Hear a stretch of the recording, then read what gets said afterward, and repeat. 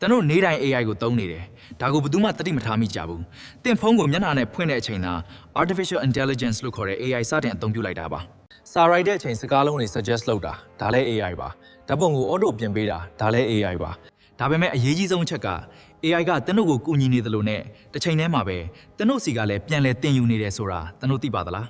social media တွေနဲ့ digital media တွေမှာတင်တို့လှုပ်ဆောင်ခဲ့သမျှအရာအလုံးကို AI ကအသေးစိတ်မှတ်တမ်းတင်ထားပါတယ်ပြီးတာနဲ့ AI ကတင်တို့ရဲ့စိတ်အာရုံတွေကိုဆွဲဆောင်ဖို့အသင့်ဖြစ်နေပါပြီဒီလိုဆိုရင်တနို့က AI ကိုသုံးနေတာလားဒါမှမဟုတ် AI ကတနို့ကိုပြန်အသုံးချနေတာလား